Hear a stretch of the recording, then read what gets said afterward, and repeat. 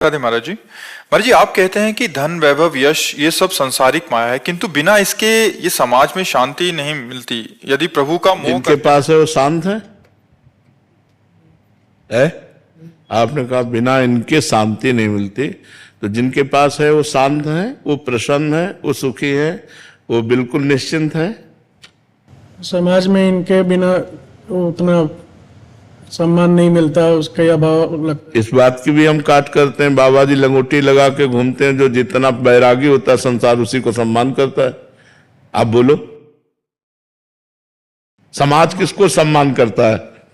किसी करोड़पति के आगे दंडवत कभी हुए हो? और बाबा जी के आगे दंडवत होते हो कि नहीं? तो आखिरकार तुम भी सम्मान किसको देते हो, वैराग्य को या भोगों को? वैराग्य। तो ये हमारी एक सोच बन गई है, वो झूठी समाज है, ये झूठा जगत है। अगर आपने नाम जप नहीं किया, भजन नहीं किया, अभी शरीर छूट गया तो शरीर भी छूट जाएगा, मकान भी छूट जाएगा, बैंक बैलेंस भी छूट जाएगा, घोड़ा गाड़ी भी छूट जाएगा, फिर क्या आपके पास रहा? शांति तो भगवान के भजन से।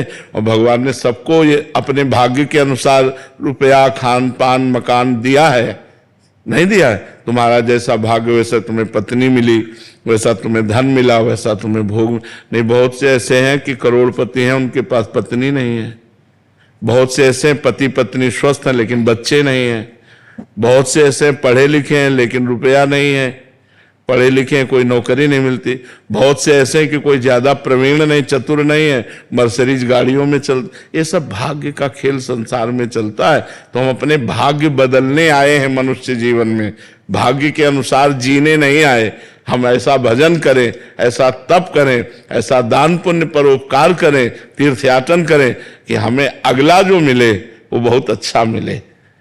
अगर हम इसी में केवल दृष्टि रखेंगे तो हमारी दृष्टि गलत भी हो सकती है। तो वो रुपया किस काम का, वो तो नाश कर देगा। धर्म से चलोगे तो दीपक की तरह जलोगे, और अधर्म से चलोगे तो हाइलोजन की तरह जलोगे लेकिन फ्यूज हो जाओगे। एकदम चमकोगे और फ्यूज हो जाओगे। दीपक की तरह जलो लेकिन लंबे समय तक जियो, आनंद पूर्वक जियो। वो है भगवान का आश्रय, भगवान का भजन और धर्म पूर्वक कमाया हुआ धन। नहीं तो बहुत से ऐसे तुम्हारे पास, तुमको तो दूर से देखने में लगेगा। सुखी वही है जो भगवान का आश्रय लिए है और धर्म से चल रहा है, नाम जप कर रहा है, वो चैन की रोटी खाता है, वो आनंद से सोता है, वो निश्चिंत रहता है। जो पाप कर्म करता है वो भयभीत रहता है, दिमाग ही भयभीत कर देता है। ज्यादा पाप कर्म हो जाए तो आपका दिमाग ही आपको नष्ट करवा देगा। पाप बढ़ जाए और अंदर इतना निगेटिव विचारों की जाल बिछ जाते हैं कि जीना मुश्किल हो जाता है। अंदर की सोच से, बाहर सब बढ़िया है लेकिन अंदर की सोच उसको खोखला किए दे रही है, अब वो अपने को ही नष्ट कर लेता है। तो बच्चा, हम कहते हैं भगवान से मांगो कि साईं इतना दीजिए जामे कुटुंब समाए, मैं भी भूखा ना रहूं और साधु न भूखा जाए। तो भगवान वैसे सबको दिए हैं अपने अपने भाग्य के अनुसार। मेहनत से कमाओ और मेहनत से जो सुख मिले वो ठीक। दूसरों के देख करके, इच्छा करके अधर्म आचरण मत करो, गलत आचरण मत करो। सम्मान भगवान के भजन से मिलता है। बच्चा, आज आप आए हो तो किस लिए आए हो? क्या मकान देखने आए हो, या धन देखने आए हो, या वैभव देखने आए हो? आप एक साधु से मिलने देखने आए। और साधु का मतलब भगवान का भक्त, भगवान से जुड़ा हुआ, भगवान का भजन करने वाला। तो आप जो देखने आए हो, जो सत्संग सुनने आए हो, जो अपने जीवन को सुधारने आए हो, तो भगवान के जुड़े होने के कारण ही तो आप हमसे प्यार करते हो। तो आप क्यों नहीं भगवान से जुड़ सकते? आप सोचो, भगवान से क्यों नहीं जुड़ सकते? वास्तविक सम्मान भगवान से मिलता है, वास्तविक धन भगवान से मिलता है, वास्तविक सुख भगवान से मिलता है। देखो, तुम्हारे परिवार में 4-5 लोग होंगे, 10 लोग होंगे, आप उनके लिए परेशान हो। हमारे परिवार में 500 लोग हैं और चिंता ना हमको है, ना इनको है, ना किसी को है। चिंता किसी को नहीं है और व्यवस्था बहुत प्रभु कर लेते हैं। ये बात जानते हो? यही बात जलाना चाहते हैं। देता है मालिक, दे रहा है।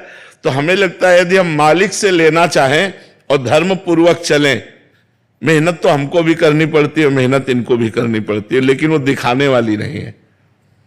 साधना ये भी कर रहे हैं, साधना हम भी कर रहे हैं, और ये हम आपसे बात कर रहे हैं, हम अपनी ड्यूटी निर्वाह कर रहे हैं।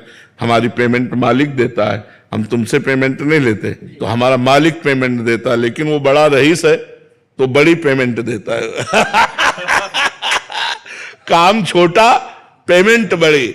अब ये छोटे लोगों के नौकर बनोगे तो पेमेंट छोटी मिलेगी, बड़े के बनोगे तो बड़ी पेमेंट मिलेगी। तो इसलिए हमें लगता है बड़े के बनो, ये छोटे काम करते हुए भी भगवान से, तो वो जब देगा तो बहुत बड़ा बना देगा। आपकी पेमेंट में क्या? कृपा, आनंद, सुख, प्यार, क्या नहीं मिलता हमें बताओ?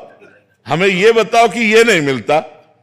सबसे बड़े मालिक के हाथ में दे दिया। बिल्कुल, अपना जीवन उनके हवाले कर दिया, तो कोई ऐसी चीज नहीं है जो हमारे पास ना हो, लौकिक और पारलौकिक। और मरने के बाद जो मिलना है वो तो तुम देख ही नहीं सकते हो, ये तो जिंदा ब्याज है। जो मूल मिलेगा वो तो तुम देख ही नहीं सकते हो, तो चकाचक आनंद है। तो इसलिए बच्चा राधा राधा रटो, और इस लोक में जो दुख सुख पड़े सह लो, और फिर आगे बड़ा मंगल हो जाएगा। पाप कर्म मत करो। अगर धन की ही चाह है तो इतना धन दे देंगे कि चाह खत्म हो जाएगी। आप भजन करो केवल, किसी भी तरह की कोई टेंशन नहीं, नो टेंशन, नो प्रॉब्लम, एकदम आनंद ही आनंद। तो ये आनंद कैसे मिला? भगवान की शरण में। हाँ, तो हम तुम्हें बताते हैं, न रुपया में शांति है, न मकान में शांति, न पद में शांति, न प्रतिष्ठा में शांति, भगवान में है। भगवान को अपना लो, परम शांत, परम आनंद हो जाओगे। देखो, आदमी चाहता है कि यार कोई हमें प्यार करे, नहीं चाहता। हमें पूरा विश्व प्यार कर रहा है, पूरा विश्व प्यार कर रहा है।